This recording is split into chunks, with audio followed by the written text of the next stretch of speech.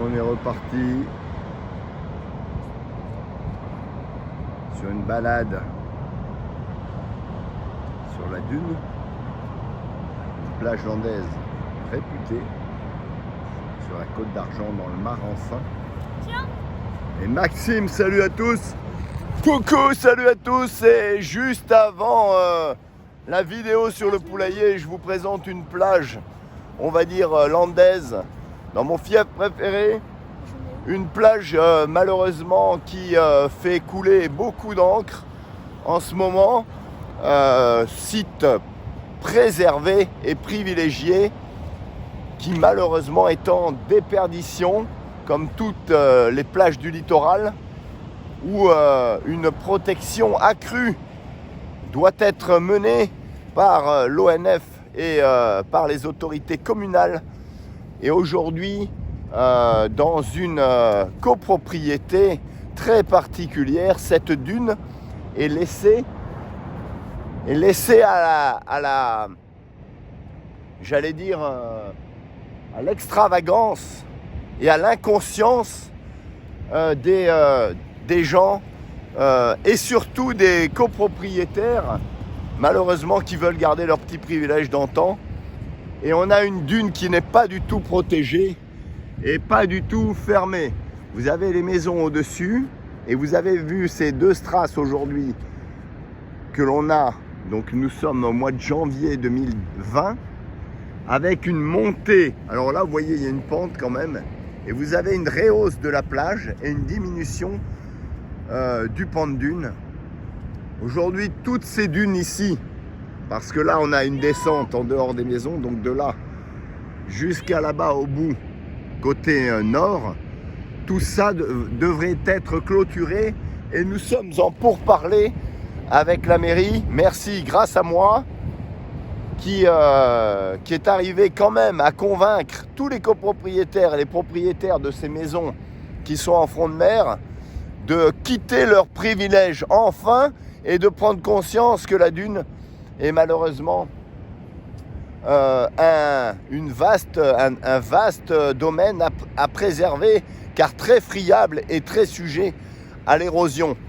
Une érosion massive donc que l'on a plus en Gironde et un peu moins, mais toujours omniprésente dans les Landes, et encore plus avec les cataclysmes que nous verrons arriver bientôt, encore plus sur notre littoral total, donc dans sa totalité.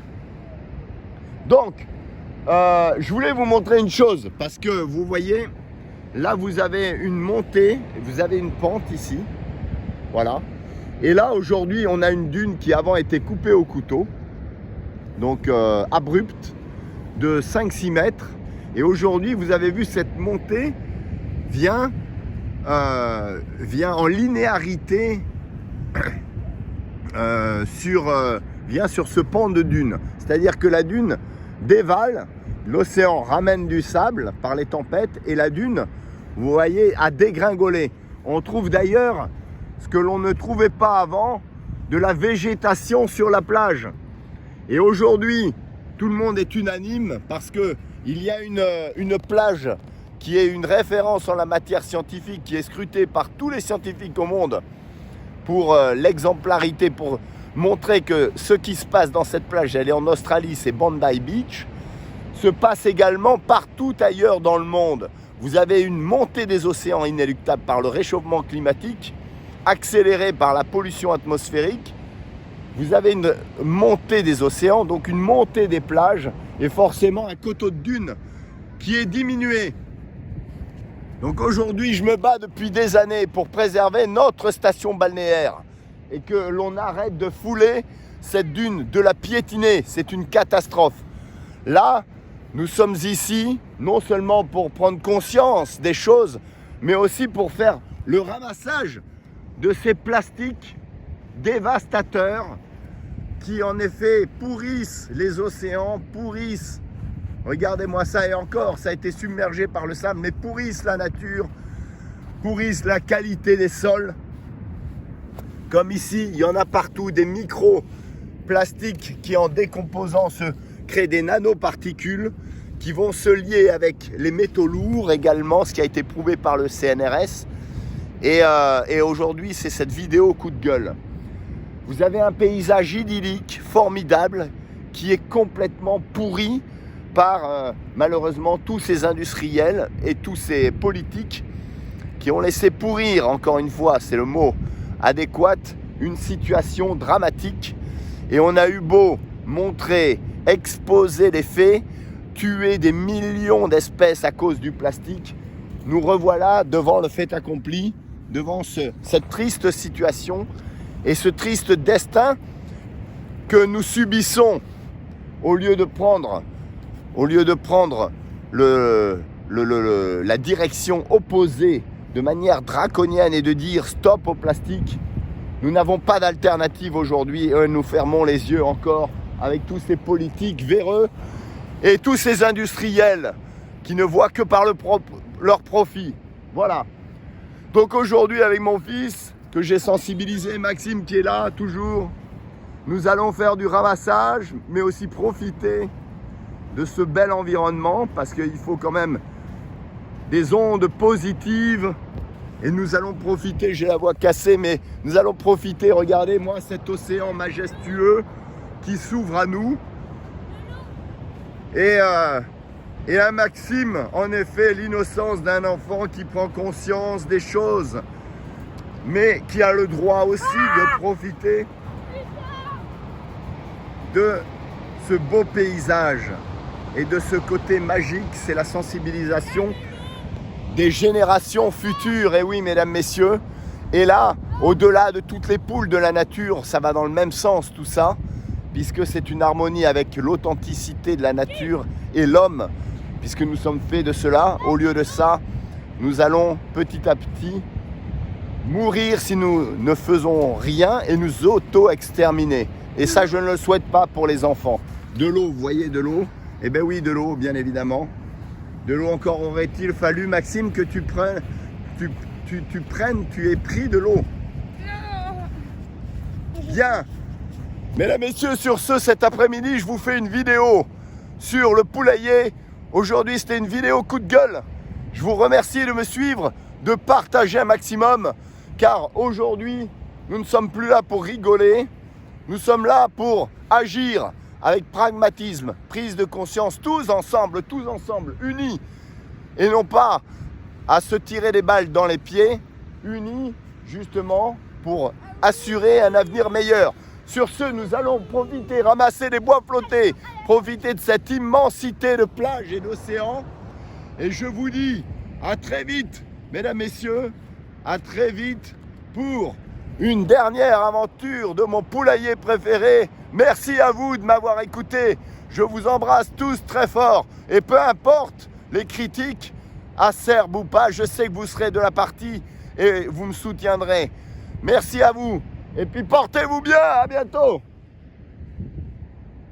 Allez, on est parti. On va aller voir le tas là-bas de bois flotté pour voir ce qu'on récupère.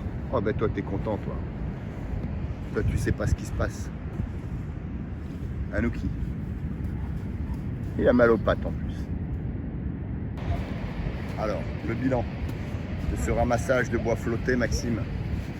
Quelques petits bois flottés avec des formes sympathiques, assez éclectiques, assez particulières avec une belle marbrure ici. Une belle qualité de bois. Voilà. Ensuite, un os de sèche. Regardez. Donc là, c'est le bilan. Je vous montre. Donc, je vais vous montrer ce qu'il y a dans la poubelle. Il y en a partout. À tous les mètres carrés, on a ce qu'on a trouvé dans la poubelle à peu près. C'est impressionnant. Là, vous avez un tas de bois qui fait le bonheur des aficionados de bois flottés et autres piqués en tout genre que l'on peut trouver, comme celui-là que je vais ramasser. Regardez ce poteau qui est magnifique. Regardez la couleur. Alors là, c'est magnifique parce que pour faire des lampes, j'ai un ami qui fait des lampes. Voilà, regardez, il va pouvoir l'utiliser. Alors vous avez les bois flottés de différentes, j'allais dire qualités. Il y a des bois flottés qui pourrissent et il y a des bois flottés grâce à leur passage dans l'eau de mer prolongée, qui ont des qualités de résistance assez élevées. Ensuite, j'ai trouvé un piquet ici. C'est sympa parce que je pense que c'est un piquet d'acacia, vous voyez, qui a vécu dans l'eau aussi et qui n'est pas du tout pourri. Donc celui-là, je peux vous dire qu'il n'est pas prêt de pourrir. Donc on voyait bien que c'est un piquet d'acacia pour de barrière, de clôture ou d'étendage à linge. Je vais m'en servir pour rajouter un étendage que je vais remonter. Et venons-en donc, venons-en au bilan plastique. Et je ne vais pas dire bilan carbone, hein, parce que celui-là il est nul. Mais regardez au bilan plastique. Alors le bilan plastique, j'ai le soleil dans le dos, je vous montre. Voilà, je vous montre ce qu'on trouve sur même pas 2 mètres carrés. Vous avez des plastiques durs, des plastiques mous, en tout genre. Les plastiques mous, les pires. En effet, les pires qui sont mangés par les tortues et par les organismes. Ah, voilà ce que vous trouvez en 2 mètres carrés ici. Regardez la plage, comment elle est. Et encore, elle est nettoyée toute l'année maintenant, les plages. Elles sont nettoyées toute l'année. Donc, regardez, alors, regardez cette montée de dune et cette dégringolade de la dune, c'est-à-dire cette pente qui, au final, a été formée probablement par l'apport de l'océan de sable, mais aussi par la dégringolade de la dune qui avant était coupée au couteau, où on voit bien la montée de la plage.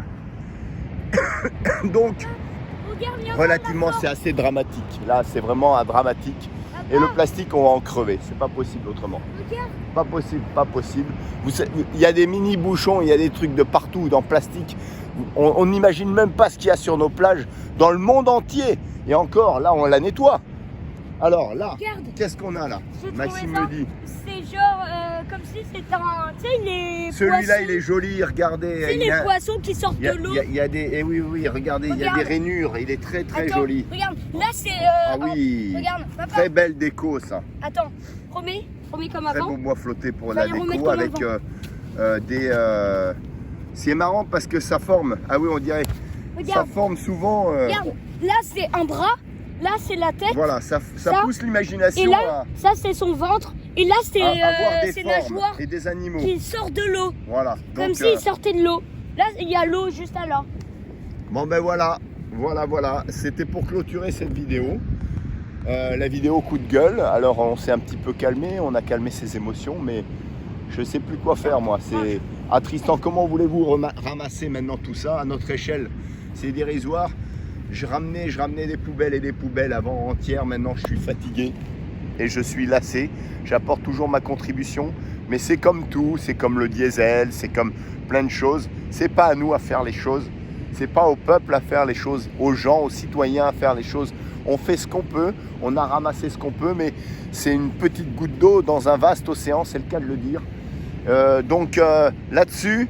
On est assez nombreux pour se liguer puisqu'il y a des sites internet, il y a des blogs, il y a des chaînes YouTube pour pointer du doigt cette pollution dramatique. Et donc j'espère que ça poussera en effet nos chères têtes pensantes à prendre des mesures draconiennes. On en est au balbutiement, mais la route est longue encore. Et c'est sur cette belle pensée positive, en effet, que je vous dis à tout à l'heure, à très vite. J'essaierai de mettre cette vidéo en ligne et à très vite pour la dernière aventure de mon poulailler préféré. Ciao. Allez, on y va. Mais on prend.